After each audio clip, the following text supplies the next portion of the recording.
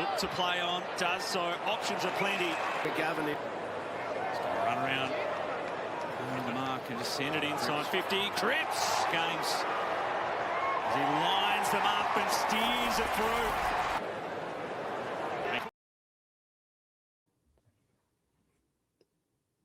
Hello, everybody, and welcome to the Blue Abroad Show here on the Blue Abroad YouTube channel. It is Monday, the 25th of May, 2026, 7 p.m. We're here after the second win in a row by our Blues, and we are happy, and we are smiling, and we're breathing, and we're grateful. I think I can speak on behalf of everyone when I say that, because I did not know when our next win was coming. It's been a rough and rocky season, but we're here after a really strong performance by the Blues in round 11, beat up on Port Adelaide from pretty much from start to finish, and we're here to unpack everything from the game. If you are tuning in straight after the ratings show, welcome back.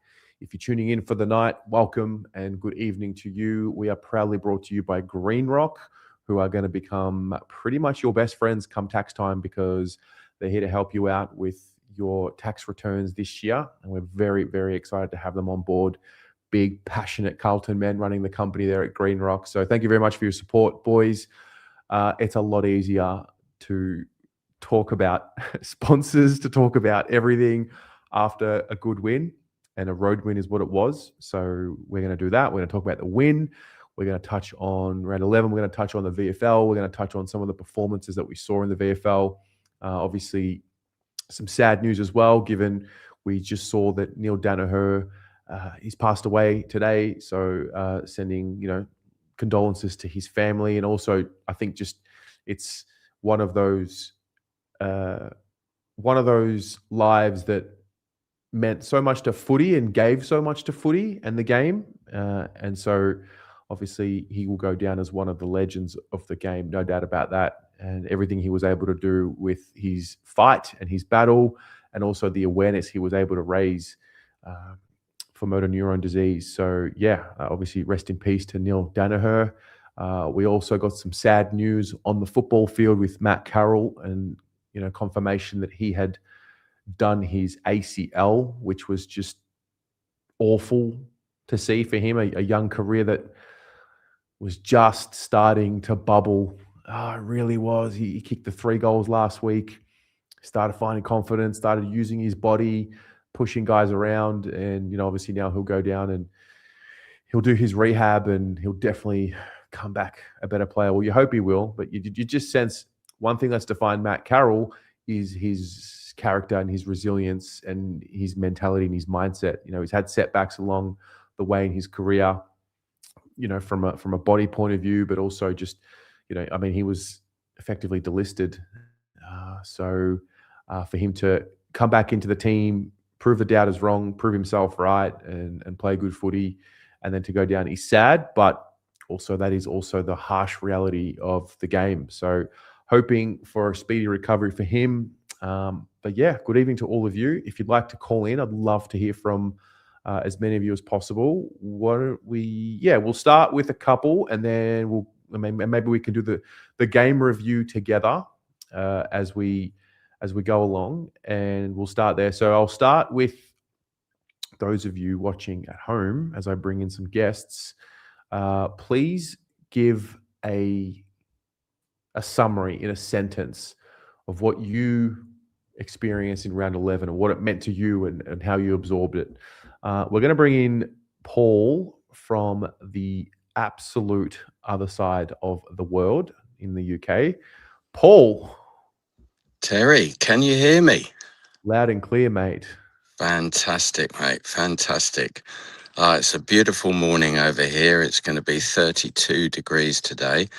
It feels like an Australian summer here at the moment.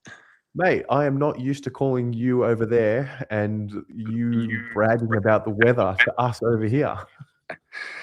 No, if I am talking about the weather, it's normally the complete opposite of how cold and miserable it is.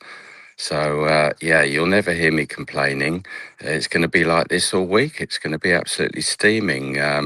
my wife and I are off to Portugal next weekend, and I think it's going to be warmer here.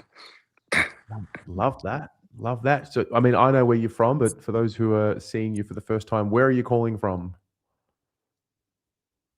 Oh, no. I think he's getting a call. I think he's getting a call, and I think he's just going to show up again. Paul? Don't make me do it. I'm going to have to do it. All right, Paul, we'll get you back in when you get a chance. We've got one more. Oh, Slobbo. Do you have a camera? I don't know who you are. Do you have a camera? All right.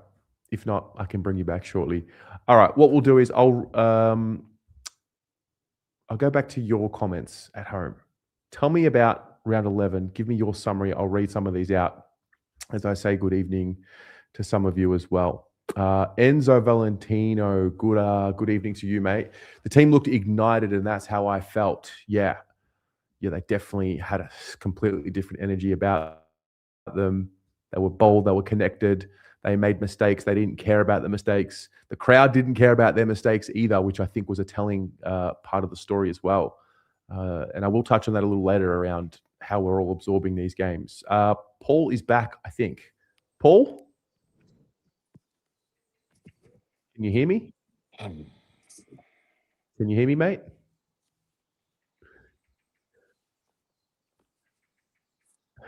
No. I'll try him again. Debbie, good evening to you. It's different. A win is actually a win. Hope it's a trifecta on Friday night. Yeah. Bugs Bell, return of the Jagger. Yeah. Back playing his best football in his best position. Paul, Muscle, good to see you here. Ison is a future star, no doubt about it. Paul, you with us? I'm here, mate. Can you hear me now? Yeah, gotcha. Yeah, that's sod's law, isn't it? You get a call coming in, and I press the red button to get rid of it, and I get rid of you as well. That's all right, mate. Tell us, I was just saying, where are you calling in from before we set the scene? Yeah, this is Hampshire in the UK. It's probably about 35 miles south of London. Love that. Paul, talk to me about your game day experience round 11, watching the guys beat Port Adelaide on Saturday. What was your take and your perception of the game? Well, for the second week in a row, I just absolutely love the change in direction from this team. The fact that we're now playing forward footy, we're going forward, it's inspiring the experienced players like Cripper and Walsh to play with confidence, and that's rubbing off on the kids around him. And I have to say, in my relatively short time as a Blues fan, this has got to be the best that I've seen. I mean, it's really exciting to watch. It's great stuff. And look, Geelong next week. Well, we beat them. We beat them at home last year, didn't we? So yeah, let's do it again. Let's get on this run. And for those people, unlike me, who didn't believe in playoffs stretching out to the 10th team, I bet most people now would jump on it, absolutely jump on that spot. It's funny how that works out, isn't it? Isn't it just? Isn't it just? Anyway, you had a good time in Adelaide at the weekend, I hear too. Yeah, mate, I had a blast. Yeah, it was the return to Adelaide, the return to the Adelaide Oval, and just from the whole experience was great. The whole weekend was great. The city's cool.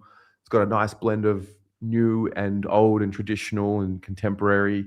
And then, yeah, just I think the eat. Like, I mean, I stayed at the Oval Hotel, so like the hotel right at the ground. So getting back was just a short walk. Everything was convenient. But just on the game, I think Explicit Empress in the chat just mentioned something about just the creation of magic.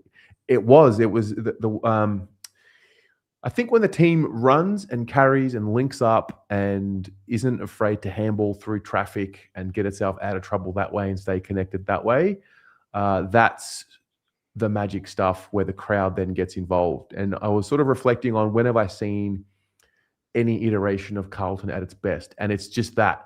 It's instead of just blazing away under pressure, it's staying tight in the pressure, absorbing it, and sort of figuring their way out of it together. And there was just something different about the way that they knew where their teammates were going to be, which goes against all logic that I think we've been talking about over, most of this season, because we've been talking about new players and needing to become subconscious with each other. So yeah, really pleasing to see them just stay tight.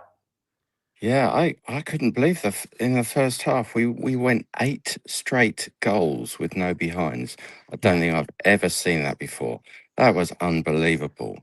And yeah, we won comfortably in the end, but we did have a bit of a wobble in the third, and we so desperately needed Will Hayward's wonder goal in the third to steady the ship. That was an amazing kick, and that will live long in my memory, I'm sure. Yeah, it came right at a point in the game where the commentators were talking about, and I mean, they were right in the moment, because I think we had 15 entries inside 50 in the first 15 minutes of the third quarter, didn't capitalize. And so they started talking about how important it was to capitalize, and if the same issue that had been plaguing Carlton at the start of the year was going to rear its head again. And then before you know it, bang, Will Hayward just collects the ball and dobs it through. And I think it even happened in the fourth when Francis Evans kicked his goal on the left foot, just to steady the ship and get the team back in a winning position. Yeah, it's really pleasing. And I think I'll ask you, do you believe it's real? I have to confess, in the third, I was worried until Hayward kicked back. But really, in the fourth, I didn't think that there was a problem. I was fairly relaxed in the fourth, which is most unusual, I have to say. Yeah. I mean, that blitz in the first half reminded me slightly of that brilliant first half that I witnessed when we played Melbourne at the G when I was over, to take that, I think, 43-point lead. And funnily enough, that's all I remember of the game, the first half, and that's what will live with me. You don't need to remember the second half. I did think of that game on Saturday because I think at one point we were up by 43, but I've come to realize that 43 points is not the magic number to be safe, as even the Gold Coast Suns found out earlier in the day. The magic number is 44 or more. You got to be up by in order to be safe. So I haven't seen too many teams come back from 44 down or more, although we did come back from 46 down at the Gabba a few years back. But yeah, it was tense, but we got there in the end. We did, and it wouldn't be Carlton if we didn't take it to the wire, and we all had our defibrillators, at the ready just in case towards the end of the game. We should be used to it, shouldn't we? Yeah, absolutely. Mate, really want you to see a win in person. You've been to Australia twice, without the chocolate, so I guess it's going to have to be third time lucky. Yeah, look, the plan is in the making. I have to wait, obviously, for the fixtures, so that's not going to be until November, and then I've got to look around for flight details, and the world is so uncertain at the moment with flights and fuel and everything. So yeah, who knows? Hopefully, it will work out. Because what I'd really like to do to entice Mrs. E to come with me would be to add in a trip to Perth. I really want to get over to Western Australia, say hi to the people out there, and to see a game, and then perhaps just do one game in Melbourne, be there a few days, and and maybe come home via Thailand or something that will please my wife, because she knows there are elephants there, so she'd be happy, I'll be happy, and the Blues will win, won't they? Mate, I hope so. It's all set up, and I know I'm going to talk about this later in the show as well, but Carlton's a really interesting club and a team, because it only takes 2 or 3 losses in a row for things to amplify negatively, but it also only takes 2 or 3 wins in a row for things to amplify positively. And maybe just maybe the crowd will connect into the way that the boys play, and maybe we'll have that magic moment with the Raw and everything happening at the MCG on Friday. I hope we do. I'm sure we all hope we do. And I'm sure we'll be speaking to you hopefully after the game. Yeah, well, unfortunately, believe it or not, because of the time and a midweek, I'm actually working on Friday. I couldn't get the time off, so I won't be able to watch the game live, which is a real bummer for me. But I will catch up my time Friday evening. I'll watch it through again. But yeah, that's what happens with midweek games. It's whether I'm off, whether I'm working. Mondays are great for ratings and your show here because I don't work on a Monday. But yeah, look, it's what it is. But you know, Carlton is a unique club. We seem to be always in the focus for one thing or another, so there's never short of content to catch up with. And yeah, I absolutely love it. You've got to take the good and the bad because there's plenty of both. But you know, like Jen, I'm in the same school of house for Jen. You got to stay positive. You know, I absolutely love this club. I love the BA, the channel. You know, I love everything you do for this channel, Terry. You know, I think you're amazing. All the hard work that you put in, and yeah, we will speak as the season progresses, I'm sure. And look, have a great week, and yeah, can't wait to teams on Thursday, mate. Good on ya. See you, Paul. See ya. Bye now. Love it. Always adds the vibe and the energy to the discussion. So I'm going to play a clip here and I'll just continue on the conversation with my next question for you watching. And that is, what was the moment that mattered to you? So pick a specific moment in time in the game. It might have been a play during the game. It might have been something you saw in between quarters or post-game or pre-game. But everyone sees the game from a different lens. And I'd just be curious to see what was your moment that mattered. So I just wanted to show that clip. That was put together by Carlton Blues fans. If you're not familiar with Carlton Blues fans, well, really everywhere. YouTube, Twitter, X, Instagram. This guy puts together the highlights of every single player and also all the goals, but put that specific video together today, just showing the different angles and the ball movement, which was such a feature. But yeah, just want to go through some of your moments that mattered this week. Lou, you loved Hayward's goal. Damien, you liked the Billy Wilson step and kick to Ison. Enzo, when Billy broke the tackle in the middle, spun around and kicked it into the forward 50. Says, post-game, Dirkson's absolute joy running along the boundary, high-fiving the crowd. He was elated at the crowd reaction. Love that so much. Yeah, they put a microphone on him and mic'd him up. It's just so good. Denise, hello, mate. Jagger to Harry. Yeah, that was the third goal from centre bounce. Yes. Tom, hey, mate. Flynn Young getting back and spoiling the lead. Made no, they were all on. Dionysios, the McGovern save in our backline. Dean, you loved the Smith pass to Mackay. Never thought I'd see this mob deliver the ball like that inside 50 to a forward. And the blue in the third quarter. Yeah. Well, yeah, I'll get to that. This is a good one here, Wayne. The boys building the wall around Billy after the holding the ball, and the Durden's goal. You can go a long way with that sort of care. Absolutely. And the fans will jump on the back of that too. Yeah. Impressive ball use. Yes. Ryan Houlihan, you need to play the training video of Josh pointing out they need to hit the kick. Yeah. So it wasn't that they needed to hit the kick. And it's funny you mentioned training because a few things have come back to me from the training session last week, right? So yeah, Josh Fraser was talking about the boys were doing a warm-up and I was filming the warm-up and it just so happened that I picked up Fraser coaching them from the sideline saying, get your feet set. So, and stop being lazy with your kick, something like that. And then when you sort of think about the way that we were kicking the ball on Saturday night, obviously there's a link, but also very rarely do you watch match sim at training and then you get to game day and you see exactly what you saw in match sim. So I was looking out for who would replace Ollie Hollins last week at training. And I was looking for who they would put in the blue Guernsey when they did match sim. And the obvious name that we were all talking about was Blake Acres. But they didn't put Blake Acres in the blue. They put him in just the white Guernsey, which may have said something, may not have said anything. Don't know.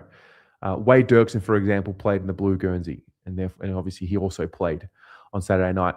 But the one player that played in the exact same way at training as what he did on Saturday night was Lockie Cowan, mopping up everything from behind, creating ones and twos, creating run, creating energy. And yeah, so really interesting there. There's no open training this week, which is a real bummer because training at the moment is just so much fun. All right, let's go back to your moments that mattered. Cadrick, the mids and forwards connection. Exactly what Fraser said he wanted to improve last week post-game. I've got one in my head, which no one's said. Oh, I don't think I've seen it just yet. Fryboy, iced and selling candy. The Duke leverage show. Harry Dean's defensive hip and shoulder. Karen Braun, who was, or when it was, Karen Braun, who was or when it was, but I remember fist pumping when he laid out who was manning him. I think you're trying to say they can't remember, but yes. Harry Dean. Can't remember. Yeah, there it is.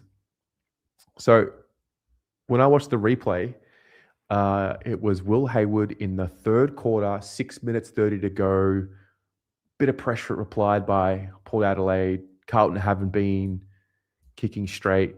And he runs with the flight of the ball with an oncoming Mitch Georgiades coming at him and forces the spoil. I think it went out of bounds for a throw in. Just a small moment, but such an important moment.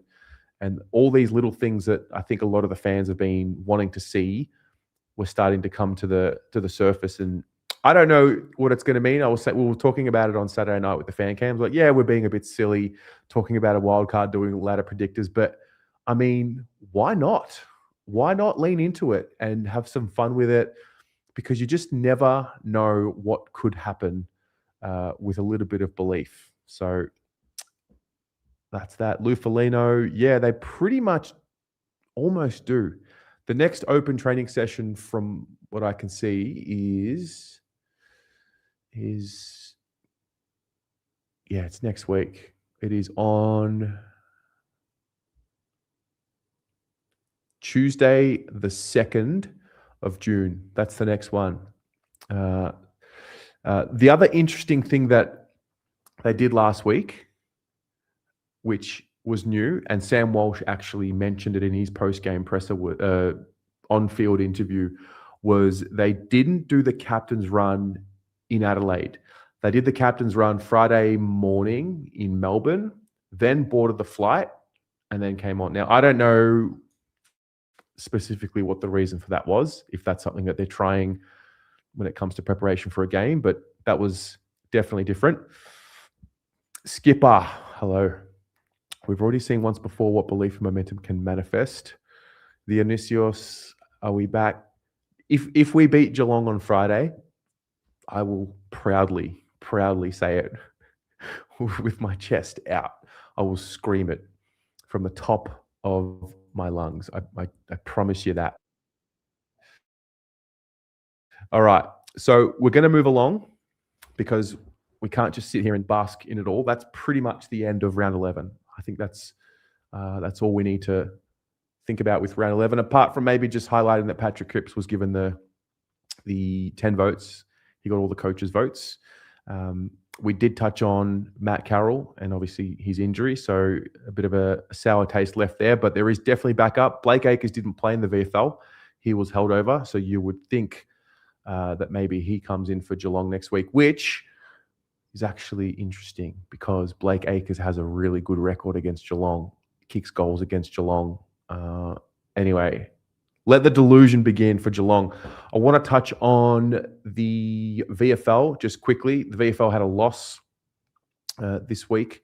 They went down to Coburg. Not a bad loss, really. Obviously, Carlton Reserves coming off a 5-game winning streak. I think eventually they just ran out of soldiers.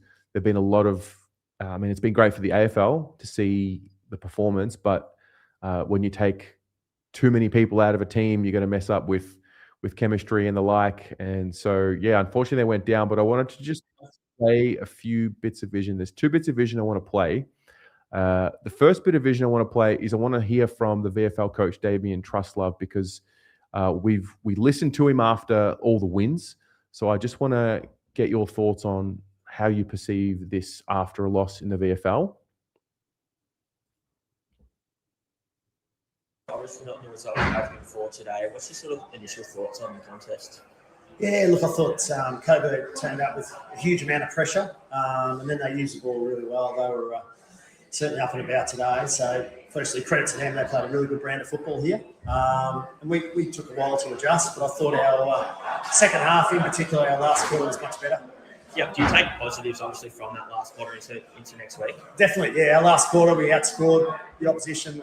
We beat them in territory, and we got back to playing our brand of footy, which we're really excited about, and we'll take that into our start of the game against Geelong next week. Yeah, and what's it been for the club to play in such a big occasion? So the Vicky Cleary game today, what's that feel like as a group? Yeah, it's an important day. It's an important day for society, and we feel honoured to be able to play in this game to honour Vicky, and it's a fantastic initiative by Coburg that we need to support, and I thought Coburg handled the day really well. Yeah, and what are the key takeaways? Obviously moving into Geelong next week here on time. Yeah, so get back to our pressure game, get back to controlling the ball and not giving it back to the opposition, get back to winning the territory game, which we did in the last quarter. Yeah, and on that pressure, is that where you feel like the game was lost today? Yeah, I thought their pressure was better than ours early, and their ability to outnumber a contest was excellent. So I thought the first half they worked harder around contest, but we sort of evened that up in the second half, which was pleasing. Yeah, and who are some of the standouts today? Yeah, I thought Dane Harvey continues to improve as a key back, did a really good job there. I thought our skipper today, Ben Camporelli, had a solid game. Lockie Fogarty continues to play well, and our rucks, O'Keefe and Reedy, were both influential late in the game. Yeah, and obviously a shorter break now into the ladder leaders against Geelong at Icon. What's the prep look like now? Yeah, I just spoke to the boys about let's get our recovery done straight away, and tomorrow we'll review the game as a group, and then individual reviews will be done Wednesday, and then we look forward to Geelong. So we're actually pleased that it's only 6 days away, and it'd be good to have a crack at them. Yeah, but what do you feel like the real focus is heading into that clash? Well, we know how quickly they can score and how powerful they are offensively. So we'll have a strong focus on our defence and contest, and try and put them under as much pressure as possible. Yeah, and it'd be good to get back home. Obviously, a pretty good record there this year. Yeah, we love Icon Park. We love our supporters to come out and get around the boys, and we look forward to a huge challenge. So there's a reason why I played that, and that's because he mentioned something in there about Ben Camporelli and being the skipper. If you're not aware, the VFL have this policy where they rotate the captain every week for an AFL listed player, and it just gives that player an opportunity and some experience to show leadership and that. So I wanted to show you Ben Camporelli's game because he is, I think, starting to put together some good form. I don't know if it means a selection is coming, because I just don't know who he replaces in the team just yet. But given we're starting to see a lot more of the youth playing, just take a look at Ben Camporelli and his performance this week. Which we'll tell you about in a minute. But here's a start with Brent Sternberg. So off we go in the middle of Coburg City Oval. Keogh is into the ruck against Liam Reedy. Got the better of the hit out, but Carlton get first access. Hogg receiving the handball off to Camporelli, who I'm told is the captain today as Carlton rotate through the skippers. Coburg mud on him. Had a look out to the broadcast wing. Goes a little straighter than that. 26 entries to three-quarter time, but they'd scored 19 times against Geelong, but they couldn't kick straight. Plays 3-2 at the 10-minute mark of the second quarter. The second quarter blues from a fortnight ago have not affected Coburg here so far this afternoon as Goodman's been knocked off holding the ball. Camporelli will come up for another disposal. Battering one another. Ball in the mud. Bromwell's handball went nowhere really. Fogarty in and under. This is Lockie Walker. Taken in the tackle by Camporelli. Going to be one of Carlton's big rivals bidding on him potentially at pick one, either the Tigers or the Bombers at this stage. Intercepts in the middle of the ground. Again, they're happy to go wide with that initial kick, the Blues, and Camporelli will go wider still. 3 against the Brisbane Lions, the Yeah. reigning premiers, dual reigning premiers. Yeah, that is remarkable. So 11-10-76, Coburg. Carlton 3-9-27. Carlton last season did not come from behind at three-quarter time to win, and they haven't been able to do so.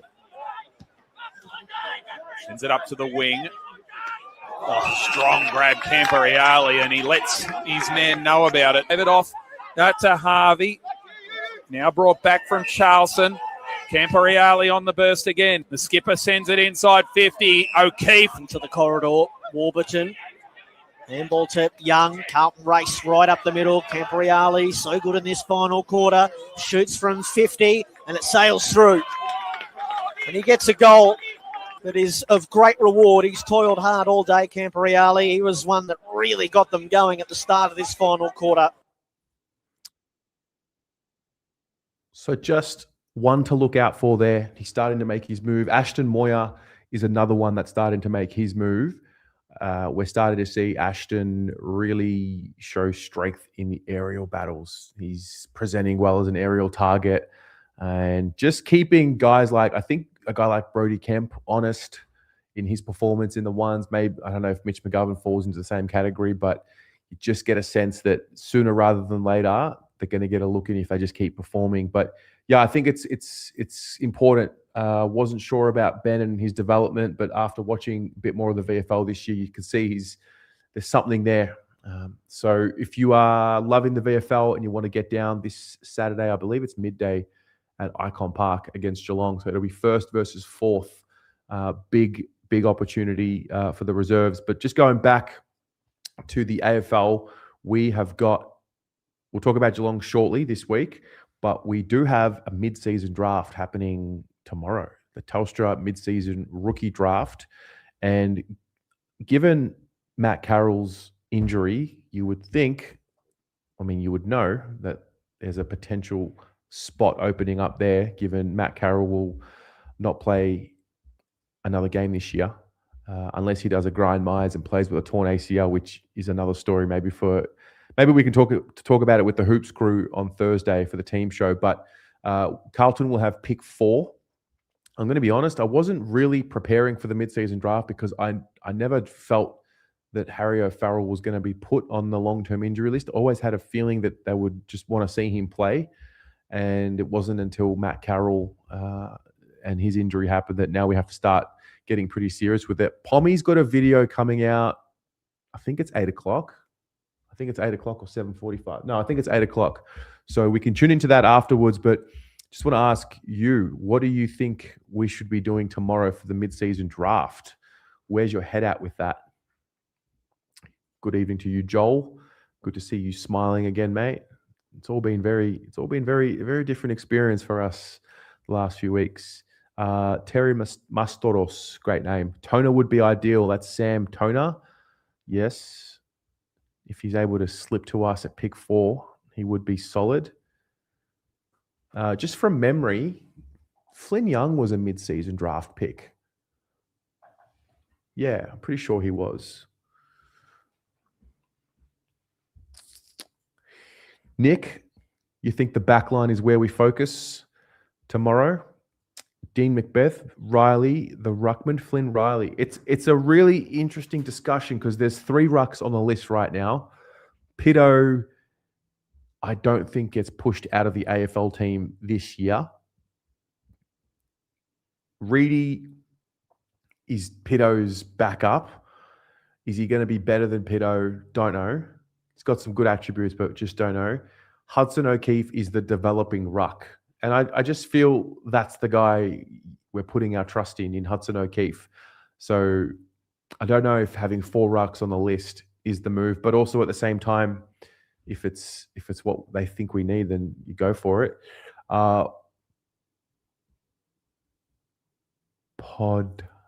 Podhajski. I'm just going to say no, just because I struggle to say his name. The key forward, Podaski. I think that's how you say it. All right, maybe he can come in. Josh Lofts, you are looking for some key position depth. Not sure who's available.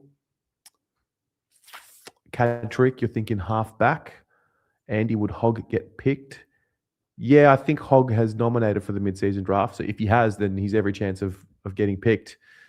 We'll have to wait and see. Yeah, says, I'm with you. I really wasn't giving it much thought because I didn't think we would be putting any of the boys on the long-term injury list. So Skipper, we drafted pretty well with mid-season, Flynn Young and Cooper Lord. Good point. Yes, Cooper Lord was a mid-season draft pick. Robert Coles, good evening to you. You're looking for the wing half-forward position. Cooko, Xavier Bamert is your man. Wayne, yes, it'll just be Pod. I think that's just a great name for a podcast, isn't it? Could be a cult hero before he even walks in the door. Yeah. A younger Patrick Cripps.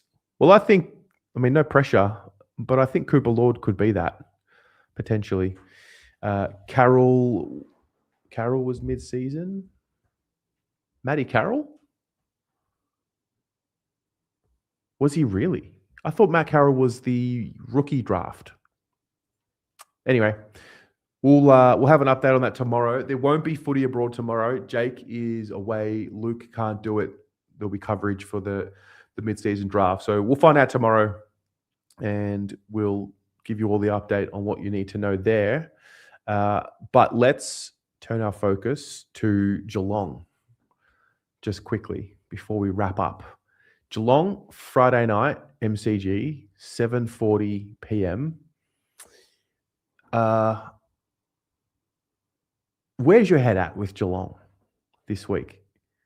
It's also the 10th anniversary of the Carlton Respects game, which has become an incredible initiative. And you just look at the growth of the initiative from year one to now. So it's a very important game that's in the calendar for the club, for the community, obviously with things that happened last week, things that we can all look at and learn from. I think it's a really, it's just highlighting an important issue. But when it comes to the game, where's your head at for Geelong this week? Because I'm confident in a silly way. I think Geelong is the better team. I think Geelong's clearly the better team. But can they be the best team on the night is the question. And there's just something in me that just says, it's been building, had a nice second half against Brisbane. We weren't sure if it was real. I remember the fan cams that night. It's like, was that real? Was it not? Then we consolidated with the win against the Western Bulldogs, took away their weapons, controlled the game, won the game when it was there to be won, and then went to Adelaide, a place where we don't play well, the Adelaide Oval, a place where we didn't have Jacob Wiedering playing, a place where we had 7 players with 12 games or less under their belt, and totally and utterly took away Port Adelaide's strengths and controlled the game from start to finish. And then all of a sudden, we're the form team of the last 2 weeks going into this. Now, to be fair, Geelong have beaten the 2 best teams arguably in the comp over the last 2 weeks. So they're coming in with form. But where are you at for this? Catrick, you think Geelong's due for a loss? Yeah. Okay. Jackson Brown needs to nullify their run. A physical contest may just shake them up. Yeah. Enzo Valentino, Geelong have winners all over the ground. We need to expose their weaknesses if they have any. Geelong, it's such an interesting matchup because I go into the game every year saying how much I respect Geelong, and I do. And I go into the game every year thinking they're the better team, which I still do. But we have a solid record against them. We play well. There's something about it, especially when it's big crowd, MCG. Carlton have a little bit of momentum potentially starting to build. So the crowd will jump on the back of that. The Melbourne fans haven't been here for the previous result. They saw a good result. So everyone wants to get around it. It's interesting. Terry Mastoros, you're feeling optimistic. Low rider. Fraser has tactics, not like Yeah. Lee, you think we win?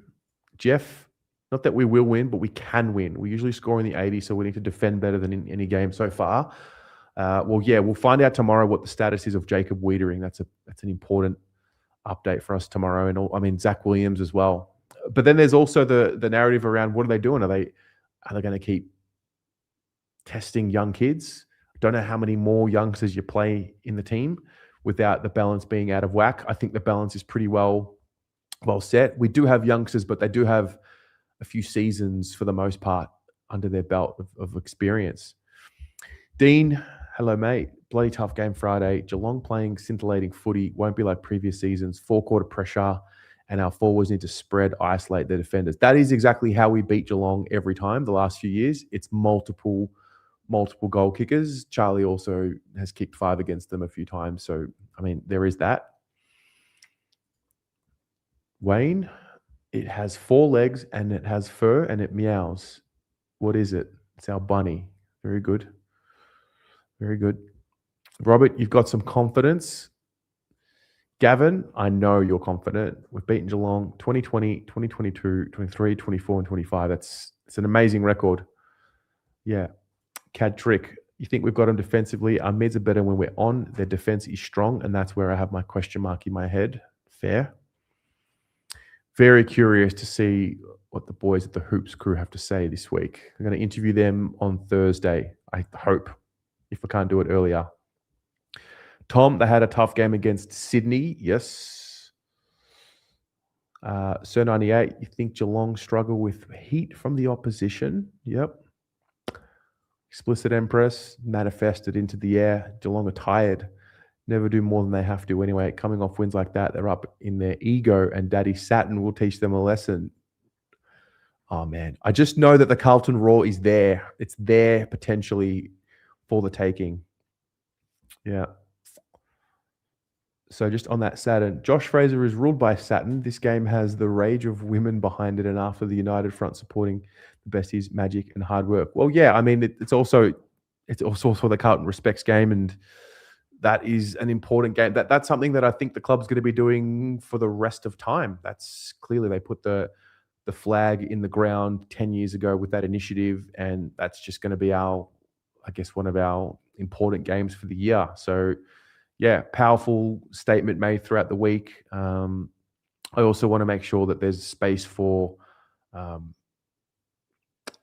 development, improvement, and, obviously calling out behavior is important, but I think what's just as important as stamping out behavior and calling out the behavior that we don't want to see is the opportunity for growth, and what an opportunity it is,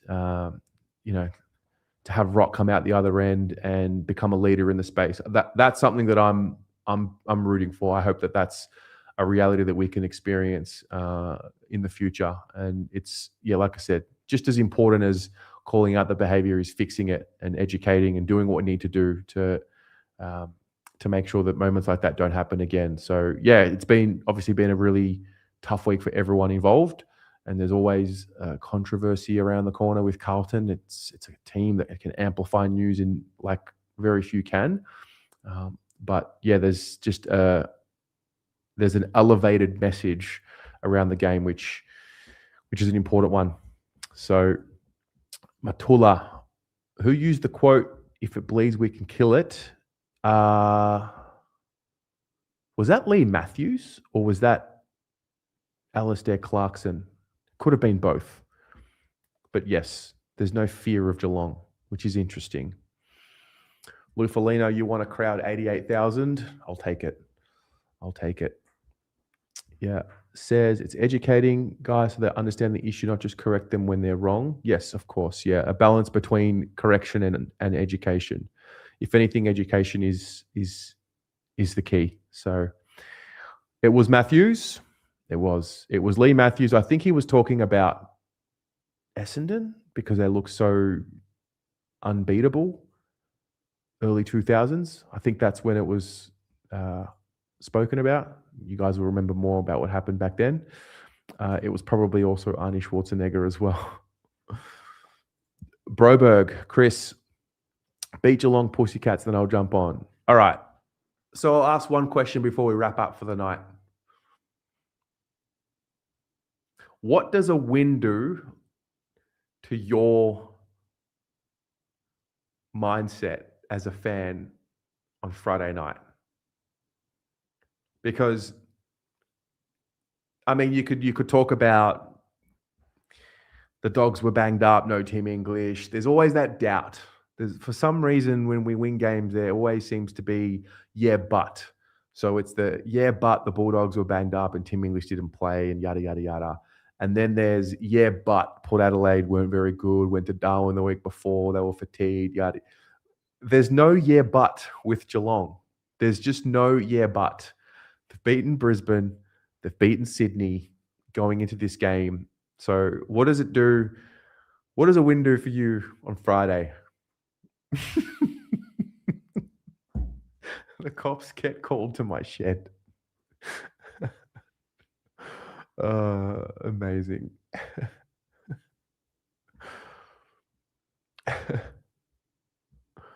If we win Friday, I feel like all of a sudden expectations change. Interesting. George, for you, George Ciaris, that we can beat anyone, especially at our best. Okay. Rocco Morrow, wildcard weekend is on if we win. It means belief, says Chris Mast. Okay. James Tabbitt, a win means either the lid is off 2023 style or at the very least knowing that we're going to be all right in the seasons going forward. Yeah. Wayne, it cements the possibility of a great second half of the season. Okay. Jeff, it sets up belief for finals next year. Dean, love it. Yes, you're right. Yeah, but we were short on the bench Saturday night. True. Explicit Empress, it means nothing to you. You said what you said all year. They'll get a shot to be in the grand final. Wow. Bag of Girl, it means you celebrate harder and sleep better. Okay. Says, I love it. Yeah, but Brisbane got hammered by GWS, so how good is a win against them? Very interesting. Gav, you hope your neighbours never look you in the eyes again. All right. Andy, the lid will come off. It will be more belief for the rest of the season. Matula, you're not going to get sucked into the wildcard hype. It would be a great win, but let's just enjoy it and move on to the following week. Okay. We can do that. Yeah. I like it. 1 week at a time. That's all it is. Just 1 week at a time.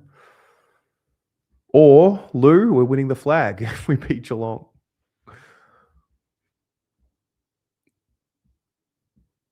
Says, you don't think the Carlton lid is ever really attached? I think I'd agree with that.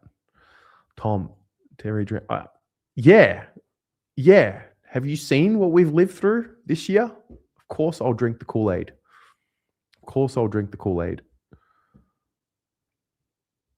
Lemon Pop Animations. You won't regret your Carltonian membership with a win. All right. Well, Catrick, a lid will stay on regardless. Our boys start choking when the lids come off. True. All right. Explicit Empress. Geelong's got some dodgy shit going on. You can feel it. All right. After the Cats, it is Essendon. Then it's the bye. Then it's GWS. Oh, I did something ridiculous. Yeah, you know what? I do drink the Kool-Aid. After the Adelaide win, I bought tickets to Sydney and I locked in my accommodation. I'm going to GWS game. I'm going to the GWS game. So yes, I do drink the Kool-Aid. And you know what? I just make no apologies for it. I drink the Kool-Aid. It is what it is. Stamatakos. Beers at yours. Yeah, beers at your place, I would say. Gavin, good stuff. Yes. All right. I will also be in touch about the pre-game function. I spoke to Rowan a few weeks ago and told him I wasn't coming to the game, but I need to change that up. So there will be a pre-game function. I'm not sure if it's at the same place as the Sydney Swans game because the NG Stadium's different. But I'll be in touch when the time is right. More importantly, we've got to focus on Geelong this week. So I will see you all for the preview. There will be no footy abroad tomorrow, but there will be coverage around the mid-season draft. So we'll have some things out for that. Team show Thursday will be a bunch of fun. There will be a giveaway. There will be a Blue Abroad members giveaway. And there will also be, included in that, there will also be 4 tickets, reserve seats, level 1 on the wing for Friday night against the Cats. So let's do it. Let's just, I don't know. I just sense we could get a little silly this week and fall over the line against Geelong and actually push them over the line. So that's what I'm going for. Oh yeah, and Catman. We'll have to catch up with Catman, check in with him, see what Jane Bunn has to do with the weather, what she says. It's a good point. All right, I will see you all soon. Good night. Go Blues. At Greenrock Advisory, we believe financial progress begins with clarity, confidence, and the right people in your corner. So since 2016, we've helped thousands of Australians move from uncertainty to direction, building wealth with intention, not guesswork. We're a dedicated firm leading the way with a holistic approach to accounting, tax optimisation, property strategy, and portfolio management, all integrated under one roof. That means every decision supports the bigger picture. Our clients don't just buy property, they build portfolios, they optimise tax, they structure their wealth and design the retirement that they want, with a team that stays with them long after the purchase is made. Greenrock Advisory, a legacy of trust, a future built with purpose.